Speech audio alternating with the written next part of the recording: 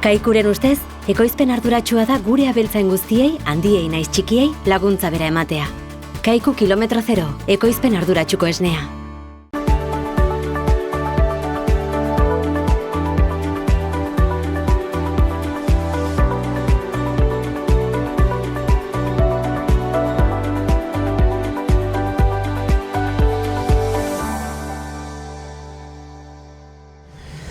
Kaixo eta ongi etorriak Ur eta Lur saio honetara, gaurkoan lehenbiziko atalean, Amaiur aldera joanen gara eta bertan Sataranean Miguel Jose Aristiak balorazio bat eginen digu nola dago esneko behien sektorea, ondotik Albaikideren atalean Oierru Sandizaga albaiterua izanen dugu eta azkenik saioari amaiera emateko Álvaro Gardek balorazio bat egingo digu ere nola dago haragizko behien sektorea.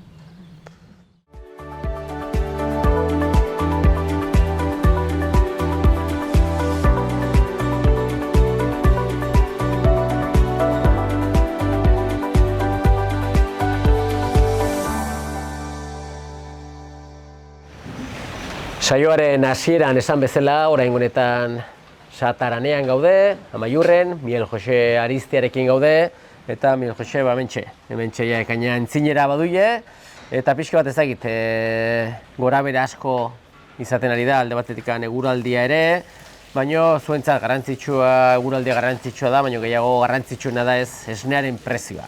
Pixka bat ezagit nola joan da, urte hasieratik hona pixka bat prezioan, eta ze aurre ikusten da urte erditik goitirako?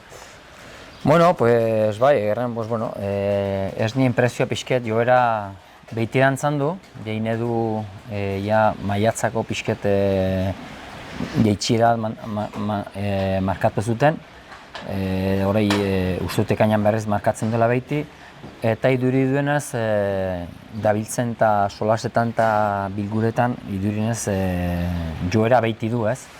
Ez da zer ematen dioten hori egozten duten, baina kontua da behiti duela joera, bai iduri denez alderdiotek behar dugu pixket,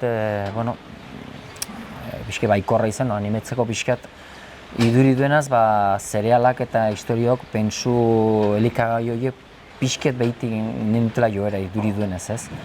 Baina baitera entzune da, egun, hain idorra gandunaz ez dagoela ere, hemen iduridu Iruñe Bazterronten eta baietz, baina hor behitita lasto eskarsia handi dela, eta erraten ja lastoen prezioa tonako zerbait desorbeitetu da, ez? Orduan ez dakit, nola ikus aurreden, ez dakit, ez, handiz gauz badire hor. Prezioak pentsatzen ginen, nik buruten nuen, orain arte zauken prezio hori ez zuela irauten prezioa tona zen, behar dugun prezioa da. Ikustenen, aurre ikustenen, eta matentuzten laguntzek eta idortea dela edo pak dela eta historiekin, matentuzten laguntzek alaberian, ez nuen ikusten zora biablea, beraz, induena da behiti brai, eta ikusko dugu nola den ez, egierran gaur egun erraten digutena bai lekuzitai industrialdetik eta hilebetetik hiletera doaiela prezioa itean nola goiti, nola behiti ez orduan. Ez dakit joera horrek nola zeitiko, ez pixket. Hore bakigu egin duela eta beti segitzen dugu aurten, pentsatzen dut aurten izin dugule galden urtean idortia zen, aurten momentuen eguraldiek laundu du, aigera bazkata ongi biltzen, eta iduri duenaz, markatzen dutena uriak eta historiek, izen daikela urto bexago ez, baina ala eta guziz, ez dakit ez, nahiko esnean garenak nahiko aurten urte izango duela pixket ez jakintasun batean bilikoela, pixket duena bilikoela ez. Bai, aipatu zu ez Bazka aldetikan, udaberri ez, apiri oso idorra joan zen, gero maiatzaia euria, eta guzkia, eta idortzeko asmoa dunentzat gaizki, belarra idortzeko, baina, zuek silo boloak eta iteko ongi, ez ezagia korte pare bat ja dauneko eman dituzue, edo belar bat eta kantitatea josu zuen? Hoi da ez, gure kasuen, gure gure haziendakasok esneko behar izaten dute elikagaie eta elikagaie hobeki aprotxatzen dute berdian dela, ez? Beraz, guk idortu ez du egiten, boloak egiten dugu edo silua egiten dugu, ensiletzen dugu eta horrek egiten duena aprotxamentua hobeki gero esnia atratzeko, ez? Guk orai, biharren korteko bakitugu batzuk, horiek ja martxoan egin dutena, martxoan 20 alderat egin dutenak, pues bai, ez, eta biharren korte bat, lehenbiziko korte bat bildu ginen puskatona, bertzia ezainuna, denborak ez zuen man nahi denbora biltzeko dena, baina, bai bertzetan ikusten da, bai soro bat biharren pikaldi bet onaldu dela, ez, orden, ikusi ezaguna hortengoa momentuz, alden urtokoan ez du deus ikusteko, ez. Ikusiko du gero ja uztaia eta nola duen, gero berotik hartzen du likan, deidu hortetik bolada luze zonen da, eta dagoen aproitxatu behar. Prezioa ipatu zu ez, esnearen prezioa. Zuek Sataranea Kaiku kooperatibaren barruan zaudete, eta azkenean prezio ere Kaikuk finkatzen du ez, abeltzainentzat, Kaiku kooperatibak zuen beharra du, esne ekoizlen beharra du, zuek beraien beharra ere esnea biltzeko, berek konstiet izan behar dira pixko bat zein den egoera, ez? Pixko bat ez dela erreza, sektorean irautea zuek bezala, eta ezagite kontutan hartzen zaituzten. Ni ezagite hor gauze bizten dena kontuten hartzen mazuten guk erraten dugune, gu behar dugune, prezioa aixe behitiago dago, ez? Gu bizitzeko, ez? Gu bizi gara esker Europatik helduen laguntzek edo ematen duzen laguntzek, hori da azkenean nola baitere segitzen dagutena, ematen digutena bizi modu, ez? Ni beti errandut eta nik pentsatzen dut beti hori etzolola behar, ez? Gu behar ginela gerena lanakin, geren jornalatera, ez? Eta horren, hori da plus bat, baina ez ginela horri behiregon behar, ez? Eta bai esnekotan edo zen araikotan hori gaudela Europari behire, ez? Eta Europatik nik ikustutena gero eta badire estutzen dute gehiago, gauzek estutuko dute gehiago eta eskature esigitiko dute gehiago, ez? Eta sosa gutu izango da. Orden, pixketa egera, ez dakit nik ikustutena laguntzok eta behiretzea pixket beti errandut eta pentsatzen dut, segitzen dut pentsatzen, dela gure engainatzea, ez? Orduen, horri ez gen behiretu behar. Kaiku iparlat, nik horke, berek erraten digutena, eta da gauze nahiko logikoa ez, hortara daielakoz ez, dago azkenian daudelakoz distribudari behire ez, kasunten Mercadonak ematen du esne guzti, karo. Orden, giltze dauka arek, ez? Arek erraten badu, bai, jendeak ez du eraten esnek, ez dugu saltzen, gu ez dugu patzen alprezio, erain dute, hori hola da. Orden, alderdi hortaik, nik pentsatzen dute Kaiku alduen ininduela, ez? Gure beharrak edo asetzeko edo pentsatzen duten, horre bada jendea ondiz lania itzen dena, eta behar dutena beren egiten ekoizten duten esnioi behar dute saldu. Hor badia ondiz gauz ikusi behar dinak, baina egia da hemen orai gaur egun markatzen duena da distribuidorak, ez? Gure kasuen da Mercadona, zeren Kaikun eguneko porzentai handia, ez? Eta latemoietik goiti ematen du berak esnia, orden gaudela arron lotuek, ez? Eta arek erraten du, alako kopuruan pixke bajatzea, handi suponitzen du, ez? Ezkerrela bakarrik abeltzaina ez zuzen ematen, baizik eta ondiz langile dira hor lanean, ez? Baina, karo, nik ikustutena lehen eta afektatek edo gaudenak hor dara abeltzaina, karo, lanean ere langile batek egunerokoa aizeo garestitzen, eta arek jornalek entzia, ez jozuk entzena, ez duzulako bizitzen, baina, klaro, behar dute kostiente eman bai langileak eta gizartean artean ere guk ere gauz bera dugule, guren jornaletratzeko behar dugule guri bizia izegu garestitzen. Hor dago disputa badonaz, azkenean dago nolapait ere zuzendaritzak, Kaikuko zuzendaritzak nolapait ere galeroiek izen daikena, ez zuzen saltzen esni horren galeroiek nolapait murrizteko ez dute langile igual hainbertze estutzen, baizik, non da hortan, zuk esne kopurua bizten dena, abeltzainak gero eta esne kopuru gehi atratzen du behiko, atratzen dugu volumen handiak, orduan igual pixkat estutu behar dela, hortik pixkat nolapait mozteko horiek, ez? Orduan da gauz bete egoera bat ez da erresa, ez Kaiku indeko, ez langileen dago, ez da gurteko bat ez ere, ez hor manatzen dena garbide gaur egun distribuidoren eskutide eta gaude nahiko salduek, ez da, jendeak nik lehen errandut, hemen errandut, pronomuntan errandut behar dela jendea behar duela kontzientziatu abeltzainak bere prezio behar duela, ez dela erraten, ora ere berean linealean esnea doaie goiti, eta sin embargo guri patu gutio, igual errandek bai ez guri ibek ez da gute kobratzen, ez da gute pagatzen. Iba kendu ziguten, baina iduri duenaz, iboi, bai ez dute kobratu lineale, baina prezio mantenitzen du igual, ez? Orduan, hor da jendea behar du, eta jendeanik ahondizetan egunkarietan edo telebistan entzuten duztena da, bai esnea eta goitian dire, eta baina esnea goitian da, baina ez da errua kaikune edo abeltzainain, hori da distribuidorak bera nahi duena margena kendu, ez? Azken, hor bada borroka bat hor nahiko... Ez dakit, hor zuzentzeko zein behar den, ez dakit, nik uste gizartea bera behar duen kontzientziatu gauzek zenbat gostatzen dien egiten. Osongi Miguel Jose, espero duguna da uda parteri begira, gutxienez bazka haunitzateratzea zuek, behar duzu eta kalitatea eta kantitatea, eta esnaren prezioa berpixo bat jeitsi berrean goratzen duten edo gutxienez jeitsi gabe mantendu, eta konsumitzaileak ere, bertako produktua konsumituz, danon artean aurrera itea. Eskerrik asko, Miguel Jose, eta beste bat arte. Ez da, mila eskertuei. Kaikuren ustez, behiak gure larreetako belarrez elikatzea da ekoizpen arduratsua, eta horrela gure ingurua ezagutzen dugun moduan zaintzea. Esnea egunero jasotzea freskotasunari eusteko, eta abeltzain guztiei laguntza bera ematea. Horregatik, kalitate handia eta zaporea du Kaiku esneak. Kaiku kilometro zero, ekoizpen arduratsuko esnea.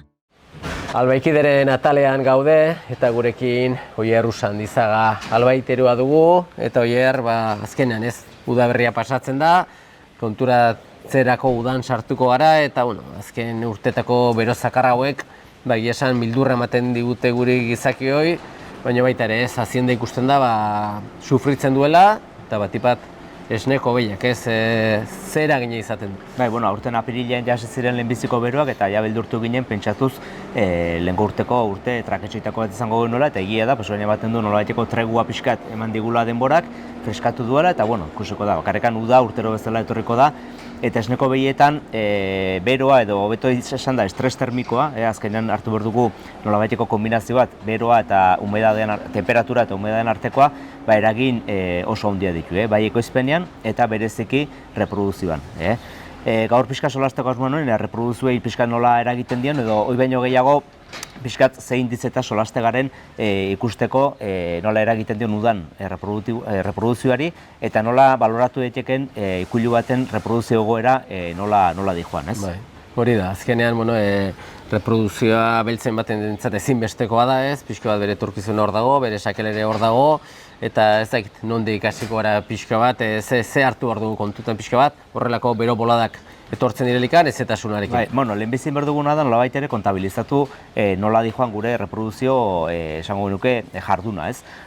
Bai abeltzainen artean, bai aldizkari askotan eta bar, jende guztia solasten da fertilidadeaz, ez? Fertilidadea azkenean da, 100 behi hartze baldin baitugu eta hazia jarri, zenbat gelditzen dene ernari 100 behi horietatik, ez?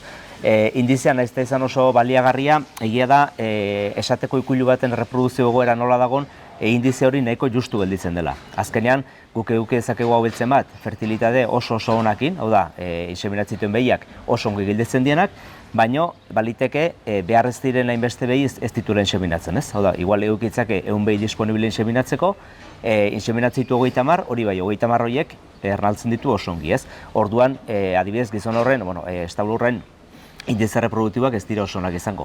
Eta arrebese gertatu daiteke, esan dezake norbaitek nire fertilidadea nahiko eskaxa da, ez dakit, 100 behietatik inseminatzitut, gelditzitut ernari, igual adibidez 20, baina hori bai, nola asko inseminatzen dudan, azkenean nire resultado reproduktiboare nahiko ona da, ez? Orduan, guretzako fertilidade indizea nahiz eta kontutan hartu behar, kasu honetan badago beste indize bat, ditzen zaiola tasa de preñez, euskaraz ez dakit nola esango litzaken, edo esaten zaio ere ritmo de preñez, eta horrekin egiten duguna da ikusi epe batean, normalean 20 egunetan, ernaltzeko prest dauden behietatik zenbat goazen ernaltzen, ez? Nolabait adierazten duguna da, ikuiluan hilabeteko martxan zenbat behi jotezaren ernaltzen, hilabete hortan ernaltzeko prest dauden behietatik. Orduan, hau indizea kalkulatzen da, alde batetik fertilidadea, biderkatuz, tasa de detección de celo edo susera ikustituzun behien tasa biderkatuz, ez? Ideala izango litzake 24, 124 izatea, hortik goiti oso ongi, eta hortik behiti, mantxo-mantxo hasiko gineak gortzen, ez? Eta da indize bat, askore ere fidagarrigoa, azkenean kontutan hartzen duzulako, bai fertilidadea, eta baita ere, zenbat behi atxamat dituzun susera, garai hortan ernaltzeko prest egongo liraketegenak, ez? Bai, ez da egite sasoi urte osoan zehar, indizea bera ez da izanen behar bada, ez? Izango dire faktore batzuk, eragin izaten dutenak, ez? Ba, egia da, fertilidadea, indizea basta bazara bibliografia biratuz, pixkat kongresuak, kurtsoak eta ikusten, kasi behi bat ernari gelditzea milagro bada, ez? Ikusuko agenu zenbat faktorek afektatzen dion animali bati ernari gelditzeko, egia esan, alimentazioa, manejua, estres termikoa, instalazioak, elkarren arteko kompetentzia, janaren kalitatea, hainbeste faktore bat dire, behi bat ernaltzen erartzea eragotzi dezaketenak, ez? Orduan, nahik askotan egia da, ez dakit, ez da nola gelditzen den ernari, hainbeste faktore kontran izan da, ez? Baina, gauza da, gelditzen dira, hortako natura gu baino bizkorragoa da, ez? Horrekin esan dutena da, bereziki udari dagokionez estres termikoa delakoak, azkenean estres termikoa da, ni beti ejemplo jartzen dut gu mangamotxetan jartzen garelaik, behia jai da beroa pasatzen. Pentsa, 20 gradu eta 70ko humedadeakin, ja behia estres termikoan sartzen da, ez? Eta honek, fertilidadea dagokionez, izango da seguraski urte osoan gehien afektatzen dion parametroa, ez? Alde batetik fertilidadeai, normalean behioi berotzen delaik, obarioak osortzu dituzten obuluak ez dire kalidade honekoak, erreasortzio enbrinarioak ere gehiago izaten dire, fekundazio bera ere asko bajatzen da, eta gero suserari dagokionez, garbi da udaran, bero gutxio susera detektazioa zailagoa da, behiak neke gehiago du, gutxiago jaten du, gutxiago mugitzen da, susera dienak ere motxagoak izaten dire, eta gero bereziki udan, bero aparte badago beste gauz bat asko influitzen duena kanpoko lanak, ez? Azkenean abeltzainan neguen etxean dago, baina udan, badie belarrak, badie siloak, orduan kanpoan baldin bazaude, ez zaude ikuluan, eta ikuluan ez bazaude, azkenean ez da errez, behiak eta susera ongi detektatze eta barrez. Orduan, bada nolabeteko ez da boton bat dena soluzionatzen duena, baina adibidez estres termikoa fertilidaden asunto hontan, badu eragin handia, ez? Bai. Eta horren aurrean estres termiko hori ez gertatzeko edo gertatzen baldin badalik eta hoikien eramateko ze gomendio ematen dire? Estres termikoan kontra lehenbizi ideala litzake ikulu bakoitza jakitea nun dago mitzat, ez? Hau da, gaur egun badaude 10-15 eurogatik aparatuak edozein lekuta jarri ditzakezunak, eta gutxinez zuk idea eduki dezakezunak zenbateko THI indizea, esaten da, estres termikoa neurtzen duena zenbatekoa denez. Eta lehenbizi inberko litzakena gutxinez abeltzainak garbi eduki hor dagoen o ez dagoen, ez? Bestalde, gero estres termikoa bajatzeko, ventiladorea, klimatizazioa, ura, bazka alik eta freskoena eman, bazka bera busti, bazka goizetan inpartez atxetan egin, askotan arrimatu, gero badie manejuko gauza asko egin daitezkenak, pixka behia azkenean gehiago deskansatzeko eta ur gehiago dateko eta gehiago jateko beroa delaik egiten ez duena, ez? Eta bestalde, lehen aipatu dugun, susera moteloientzako eta gomendagarria izaten da ere bai zenbait ikulutan, gaur egun susera atxemateko aparailu esango genuke elektronikoak edo, gaur egun prezioztare asko bajatu dire, badire kollareak, badire belarritakoak eta bar, abeltzainei lagundu dezakenak bereziki udaran, susera karrapatzen edo jakitea zein den eseminatzeko momenturik espezialena, optimoena, edo lako gozetan lagunduko diona, ez? Bai, orduan, abeltzaina badaki, nun eskua sartu, pixka bat nun kuidadu izan, eta, bestela ez da erreza, ez? Bero handi horiekin, gogorra egiten zaigu guri, esan dugun bezala, eta zindari ekoizpen bat eman behar duna behin eguna joan eguna etorri, zailago, ez? Bai, azkenean beroakin behiek pasatzen zaiona da, ez duela aski jaten, edan egiten du, ez du sobertoa aski jaten, ez du deskantsatzen, behiak beroa, ez da, esango nuke ez da zienda bat oso ona beroa gainetik entzen, orduan segituan sufritzen du. Horri gehitze bat diegu, exigentzia handia dutela, esneko izpenan eta bar, ez da izaten beraien, seguraski izango da beraientzako urteko tenoreik txarrena. Bukatzen joateko, esneko behiak, azken urte hauetan ikusten da ez, estuitzen direla, ekoizpen handia nahi dugula ematea, eta behar bada bizi iraupen hori gutxitzera doala. Baina badiru orain genetikoki pixot hori ere aldatu nahi dutela, ez? Nahi dutela lortu bizi iraupen hori edo ekoizpen hori luzaroan, denboran luzatzea, ez? Hala da, ez? Bai, nik lehenbizi hor, ez duzu diskututiko, baina da, behia estutzean kontzeptua nik ez dut ulertzen hori. Azkenen behiak ematen duena. Ordu normalean esne asko ematen duen behia, ongi daun behia da. Zuke behia dukez, zuke behiari ez badiozu deskansu ematen, ez badiozu jaten ongi ematen, edo ez badu urgarbie, behi horrek ez du sekula emango esneik, ez? Ez da banerik trapua bezala estutu eta esne ateratzeko, ez? Orduan, normalean, ekoizpen handiko ikuluek, normalean seinal da, egoera beraien bailanari, behia ez dagoela gezki. Orduan, pixka kontzeptuei aldatu behar dugu, behi esne asko ematen duen behia, gutxi ematen duena baino okerrago daula. Ia gehienetan esango nizuke alderantziz dela, ez? Eta bestaldetik, juntzait galdera baina... Bai, neut esan, orain tendentzia da, iraupen hori luzatzen, ez? Hoi da, bai, hoi ikusi da, alde batetikan, ejemplo ulertzeko, ez?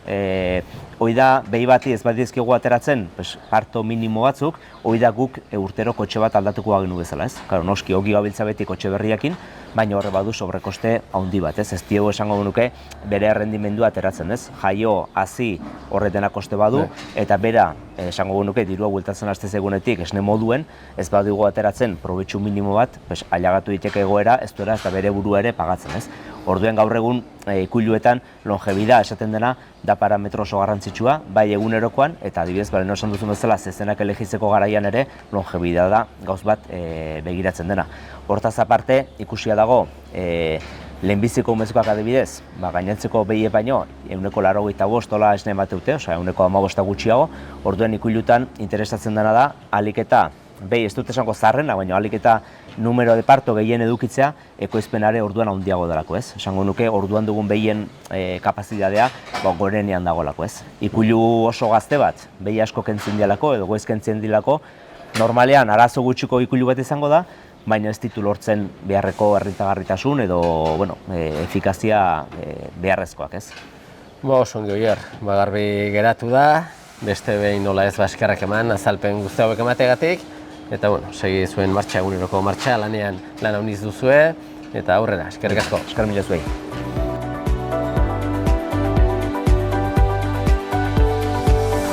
Saioa bukatzeko, haragizko behien sektorearen inguruan solastuko gara eta horretarako gurekin, Álvaro Garde dugu, bizi osoa bera eta bere familia, haziendakin ere lan egiten, eta Álvaro, ikusten dugu, eguzki euria tartekatzen dela, eta tenore garrantzitsua da, ez? Azkenean, haragizko behiarekin ibiltzen zaretenak ere, badakigu, ez? Baztanen zorionez, bazkaleku oso onak badirela, eta orain dela 10 bat egun kainaren batean, ez? Aukera izan zenuten, nahi zenuten abeltzainak, zuen hazienda mendira ateratzeko, ez ala izan duzen, ez? Bai, egerran, udaberri naiz eta nahiko idorra hasi zen, hor martxo apiril inguruen uri gutxi izan ginuen, maiatza elegante gandu, uri desente bota du, eta orain azken egunoketako uri eta bero tartekatze honek, bazkalekuetan ere bazka ongi ateratziak arri du, eta badaude jabeiak egun betzu daramazkitenak mendietan alatuek. Bai, bakoitzak erabakitzen du, bazkalekuetara ateri edo ez, baina aukera oso interesgarria da, eta azkenean, etxean, belagaiak pixko bat ere deskantxun utzi, bazka gehiago egin negurako, eta goikin ongi baldin badire, aukera ona, ez? Bai, bazkaleko ederratugu baztanen, belate eta bertzaldetik hortugu erdiz, eta aurten gainera haziendalde ederra sartu de. Horai, aberrudek laguntzen duen eta mantentzen diren, sartu diren behi guzek edo gehiena benpin irailan 20 arte. Baina, esperantza dugu iazko ude baino hobeixagokoa gatea eta bazka mantentzia. Bazka eta ure, zeiaz urekin ere arazo batzuk izan ziren. Bai, zuen kasuan,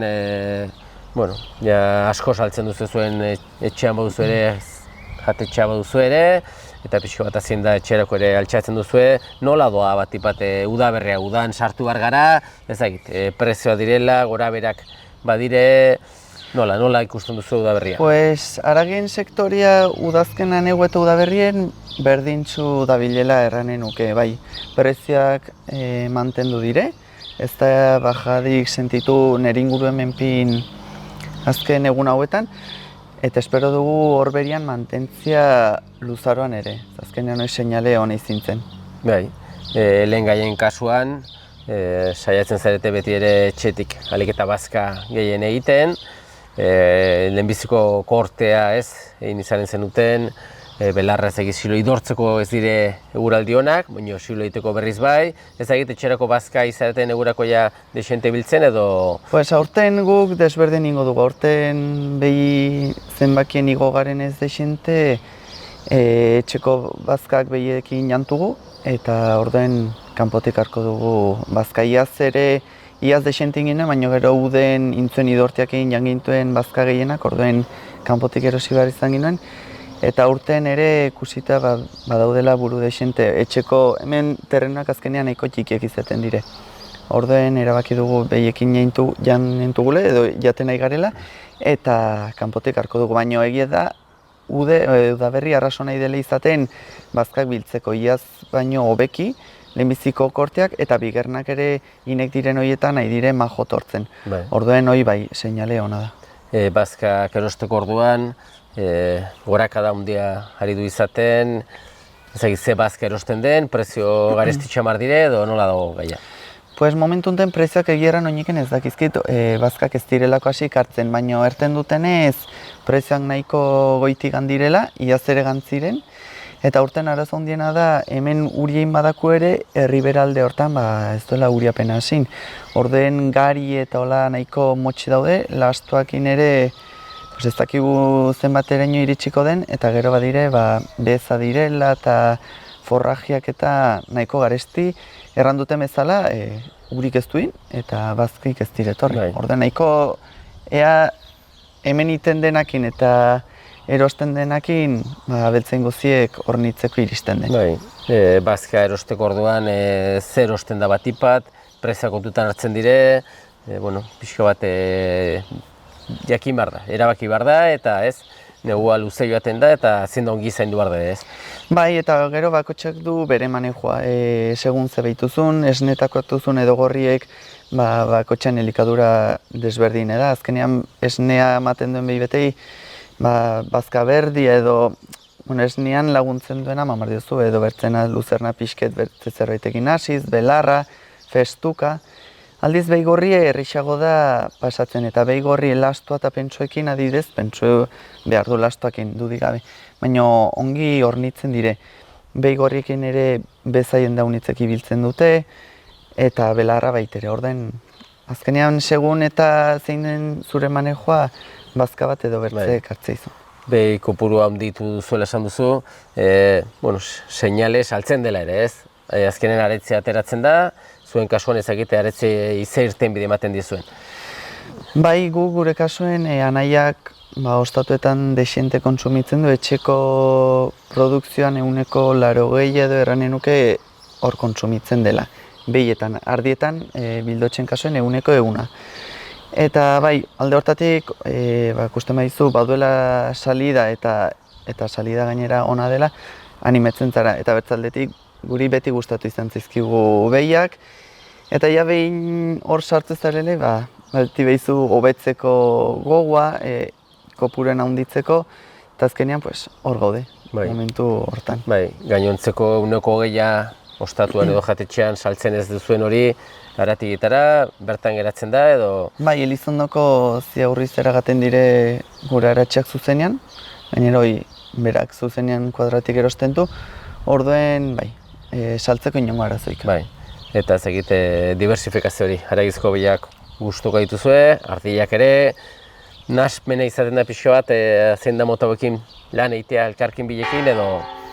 Ez, gu nahiko ongi osatzen dugu, ze ardila orai mendire ganak dire ere bai, eta ardi etorko dire urri inguru hortan. Orden behiak, behi guztiek edo egunek kanpoan daudenen ardie falta dire. Eta gero ude segun nola gaten den hori izaten da ardi bueltatzerakoan bazkik izin den edo ez.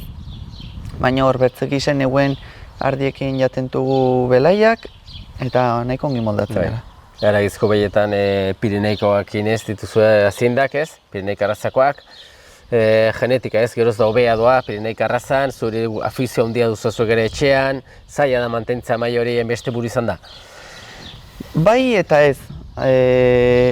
Hauniz buru izetiak ere kartzen datzu aukera zezenak behi gehiagokin probatzeko, kusteko edo zezen gehiago aldimetu zure urte bakotxan zezen desberdinak behi desberdina imanez akusteko produktua nola ateratzen diren, horrek maten datzu aukera ere bai, hobetze hortan nasketak iteko eta jokatzeko kusteko zeinekin funtzionatzen den. Bai. Batu bere alderdi honak, erranduten bezala, alderdi txarrak gastu gehiago direla.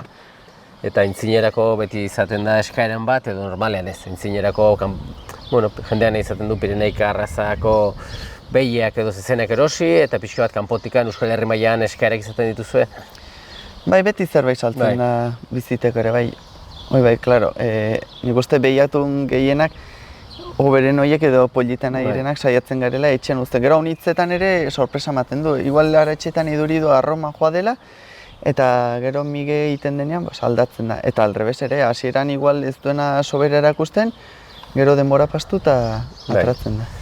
Esan dugun bezala, ekainean ongi sartuak eta konturatzeko denbora pasatzen da, eta denbora pasala segidan iritsiko da ere iraia hondar hori, iraia bukerako Pireneika arrazako lehiaketa feri nazional hori, dana ez dakit antolaketa aldetekan aurrera doan, ez dakit aurten ere jarraitzeko asmo duzu pailanetan edo nola izanen den? Oineken aurtengo nire parte hartzea airean egonen da zertan nola, orduen aintzinago pentsatuko dut. Eta antolakuntzan ni urtean zehar egia nahiko gutxi ikastetxean lanean egonda, udalean bilera goizetan izeten dire eta niri zail suertatzen zait. Pentsatzen dut uden berriz ere azkenek urteetan itentuten lan horietan aituko naizela eta nola ere parte hartuko dutela irailako lehiaketan. Nola oineken ziurtatu. Abaniko zabala duzu, azkenean azitazuk ere hor duzu, nahi izan ezkero aziendarekin ateri ere, baita ere pailenetan aukera baldima da, eta betiko moduan antolatzaile lanetan ere seguru ez. Bai, eta egeran epaile esperientzia unitu guztetu zitzaiten iazkoa. Gogorra da, momentuen plazan zaudenean jendean aitzinean badaude batez ere sail batzuk, hogeita gehiago behi balimentuzu eta aukeratu hartu zunean lehenengo bortzak, nahiko momentu zaila eta izerdi desiente botatzea izune, baina gero ja behin dena osotasunean baloratzea izule, nik benpin arras baloratze positiboa, eta suerti izan nuen ere bertze pailekin arras ongi hartu nuela, orden ikesi nuen, haunitz ikesi nuen, eta esperientzi positiboekin. Eta bastan udalarentzat ere urtero bertan egitea, feria oso antolatua dago dana, oso martxa hartua eta errezten da dana ez. Bai, egerran, azkenean urtero berdin edo kasi berdin txerrepikatzen diren gauzek inertzia zarratzen dire, eta batu hemen urtean dana bat segititen dela. 10 bat urte ezin dire urtero, adibidez, azkeneko bi legealdietan badakit urtero hemen izan dela eta aintzineko gehienak ere bai. Orden horrek kriston segurtasun ematen du.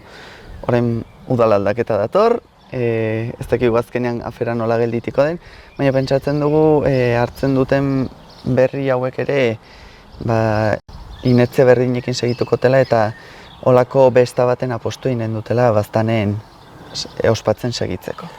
Oso ongi Albaro, ikusten dugu martxa honean zabiltzatela, jarraitu orain arte bezala lanean, espero du uraldiak laguntzea ere, bazka unitz eta onateratzea, eta zin da ongi zaintzea. Eskerrik asko eta beste bat arte. Esker milezo, eta aukera hau aprobetxatu nahiko nuke batez ere atraden udal taldeai eskertzeko gure sektoreangatik indako apostuengatik, eta Juan Cruzei ere eskertzeko azken 8 urte hauetan feria honen alde induen lan guzti horrengatik. Oso ongi, eskerrak zuri eta Juan Cruzeri nola ez, eta beste bat arte, ongi zen. Esker mile.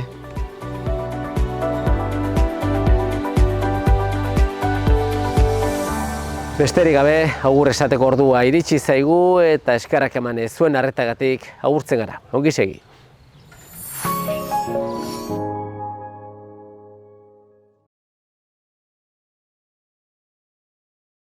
Kaikuren ustez, ekoizpen arduratsua da behiak gure larreetako belarrez elikatzea eta horrela gure ingurunea zaintzea. Kaiku kilometro 0, ekoizpen arduratsuko esnea.